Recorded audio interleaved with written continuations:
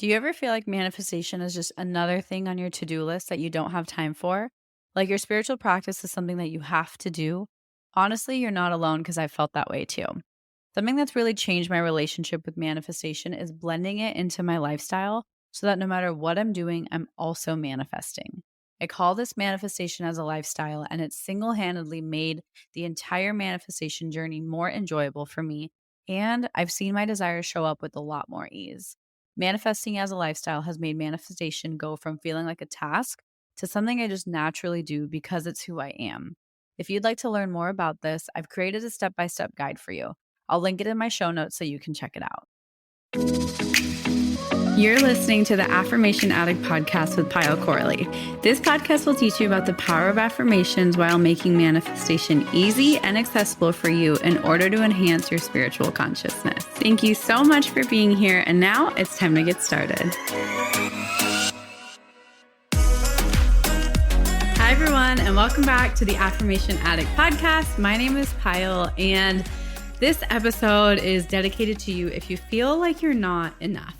If you have just felt like you are not worthy of some of the good things in your life, if you feel like you don't know whether or not you're worthy enough to manifest something, or if you just feel like you are not good enough because of things people have said to you or the way you feel like you've been kind of portrayed in society and you feel kind of misunderstood, this episode is for you. I have no plans in this episode. This is absolutely a heart to heart. So I have no idea if this is going to resonate. Let's see what comes through.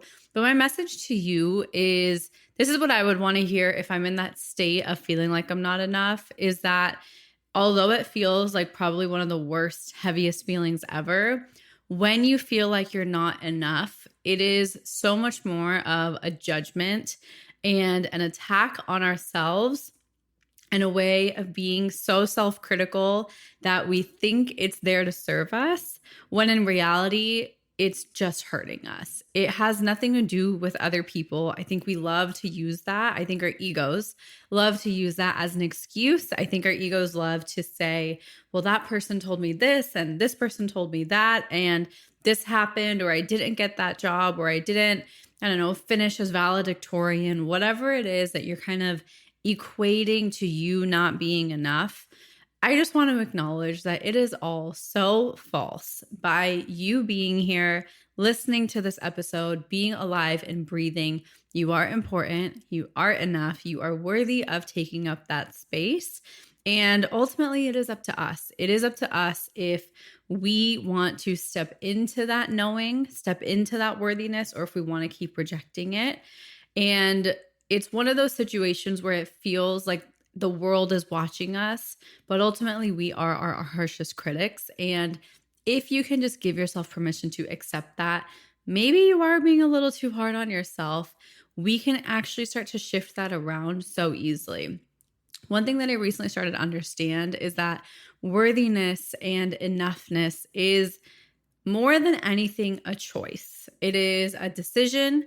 It doesn't actually change how you feel. When I first heard of this concept of you need to feel more worthy, you need to feel more enough, I thought I would feel different on the inside out. I thought the way I would show up would feel differently immediately. Like I thought I would notice such a drastic difference. But the reason it actually feels the exact same is because our innate qualities, like we are born worthy, we are born being more than enough. So that is actually home. That is very neutral. That is very natural. And so when things feel natural, they actually feel kind of nonchalant. You don't really notice them. You don't think of them because it comes naturally.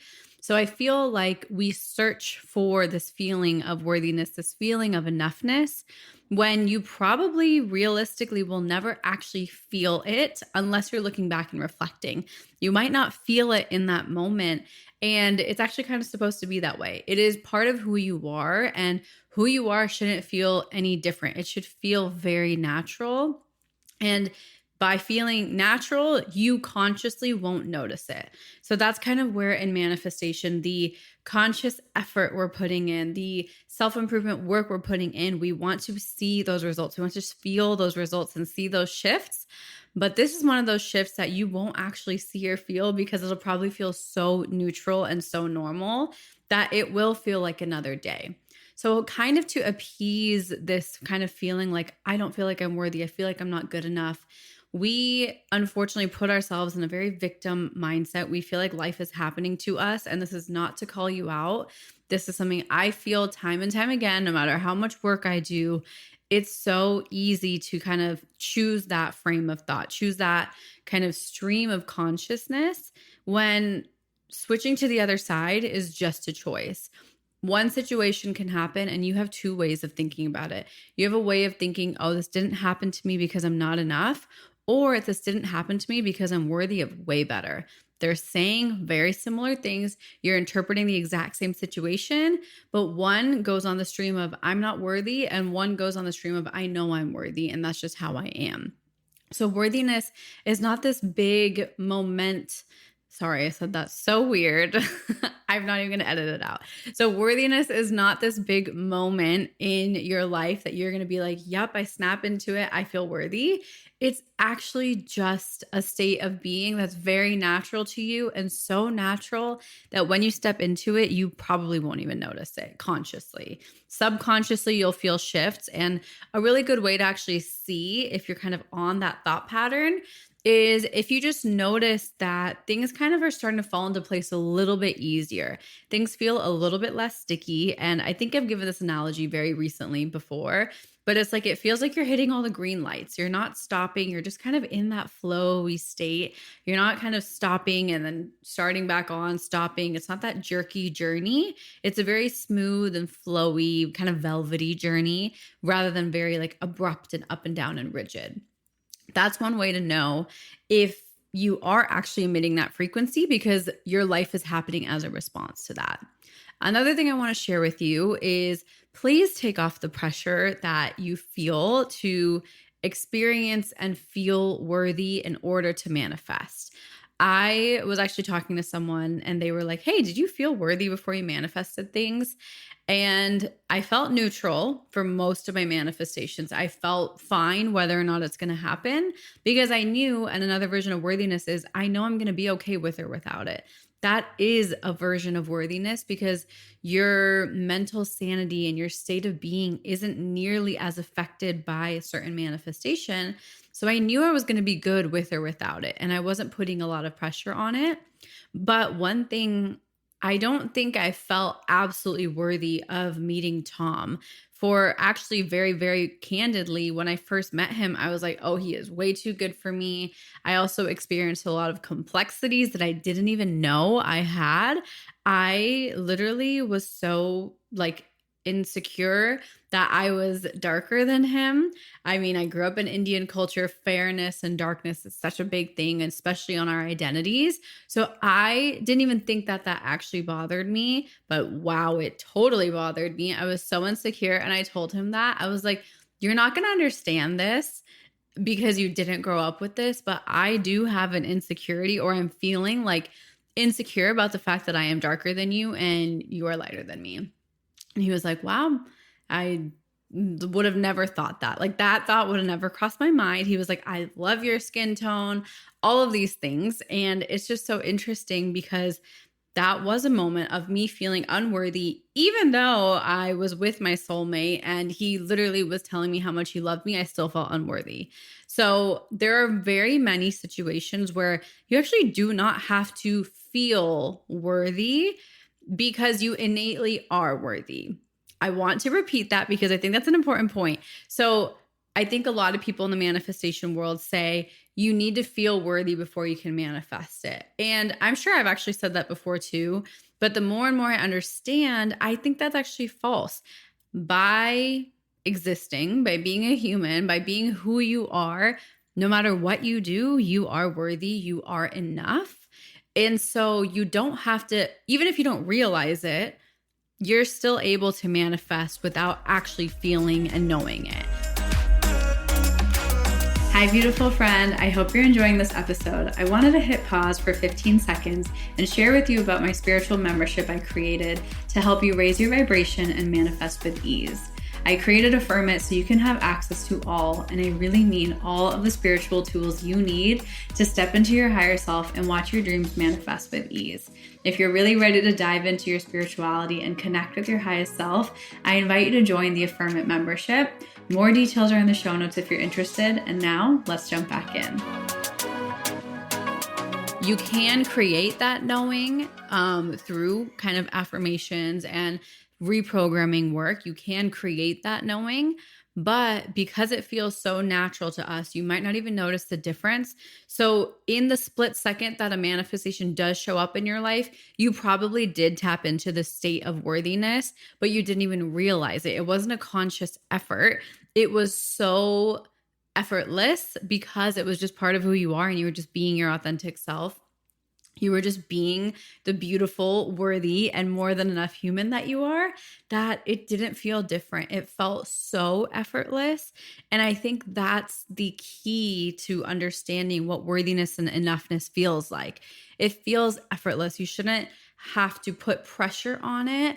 And you don't have to consciously feel it 24/7. It's honestly just a fact that who you are, exactly as you are, is enough, is worthy. You don't have to prove it to anyone. You don't have to prove to the universe that you know it. You don't have to prove to yourself. You just have to step into the knowing that you already have been this entire time. I think it's such a nuanced way of looking at worthiness and enoughness. And I think that these concepts are such big concepts that we feel like they're very abstract, airy terms, but it's actually just who you are. And so whenever that kind of self-doubt does creep in of, am I enough? Who am I to have this desire? Why is this happening to me? And you're starting to doubt your enoughness. You're starting to doubt your worthiness. You're starting to feel shame or guilt. Just remind yourself that even if I don't feel it, even if I can't comprehend it, that's just who I am. I am enough just because I'm here. I am worthy just because I'm here. Just because of who I am an innately good person. And reminding yourself that it's okay for me not to feel it. It's okay for me to not know it and feel so kind of confident of your worthiness, because that can be a more forceful approach. And then we're kind of focusing on the wrong things. But if you can keep reminding yourself of it, even if consciously you struggle to feel it sometimes, the way I have felt my worthiness really step up is when I reflect. So this is why I feel like self-reflection and just allowing yourself to sit in thought is so important, because while we're on our manifestation journeys, while we're kind of in the process of manifesting things or doing your meditation practice or doing your spiritual practice, I feel like we are doing it for the sake of something. Most of the time, we are doing it for the sake of something, whether it's for the sake of routine, for the sake of receiving a manifestation, for the sake of feeling inner peace. There is a return that we're getting on that investment, basically. Sorry to make it really financial sounding, but there is a return on your time investment.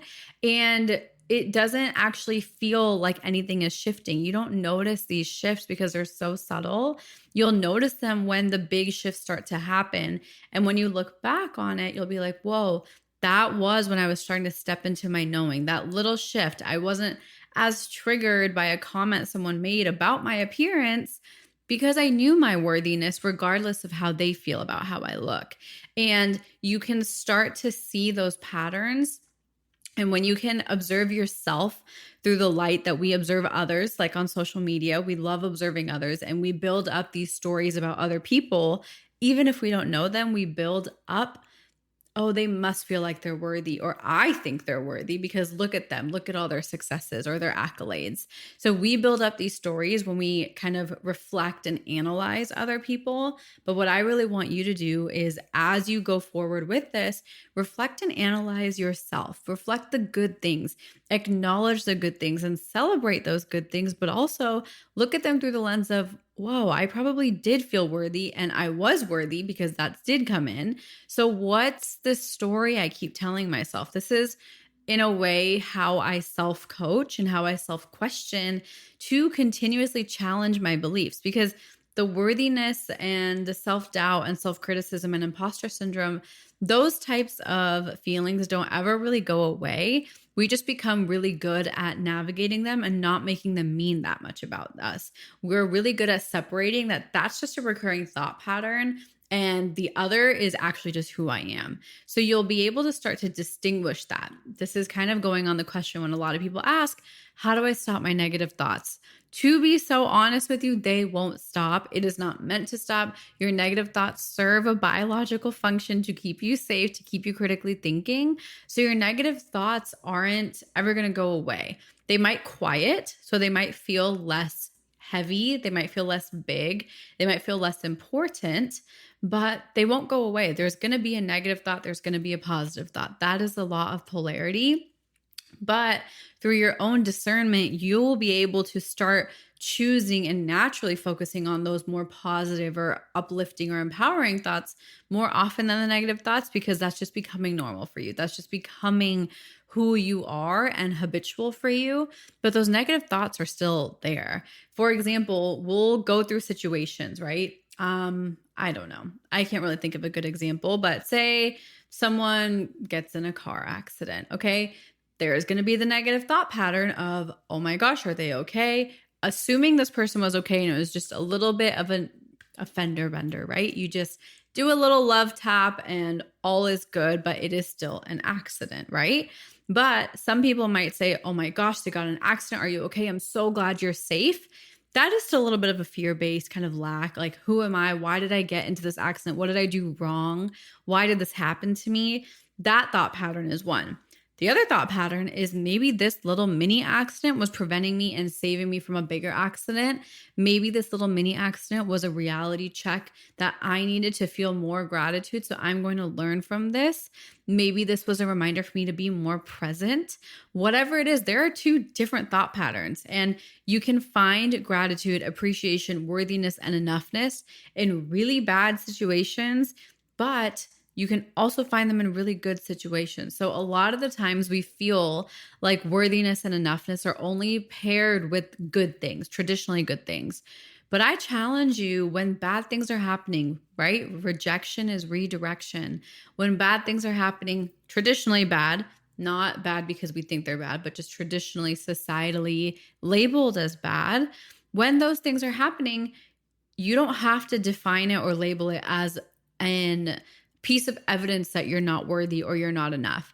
You can choose to allow that to be actually a symbol of your worthiness and enoughness, that you are meant for something better. You were protected from something worse happening, and you were protected from a really bad life experience when this was something you could handle because you did come out the other side safe and okay.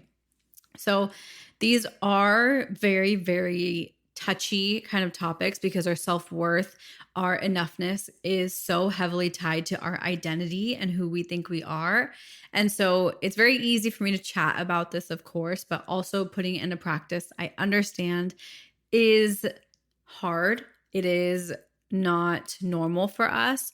But if you take away one thing from this episode, my invitation to you is to think of stepping into your worth and enoughness as a neutral remembering rather than a positively charged creation. Both are good, neither are bad.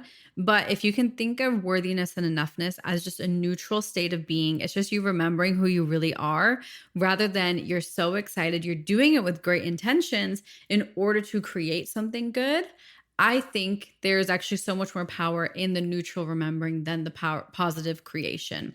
So try it from that approach. See how it feels, even if you're doing the same things, saying the same affirmations, listening to the same guided meditation.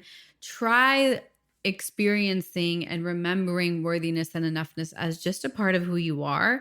And don't try and label a feeling. The only way we can find that feeling, I think, is through reflection, because I do think hindsight is 20/20. I think that is so true, and especially on the healing journey. So if you feel like you can't recall worthiness or enoughness, grab your journal and just reflect. You'll be so surprised as to what comes up. I hope this episode was helpful, and I will see you next week. Bye.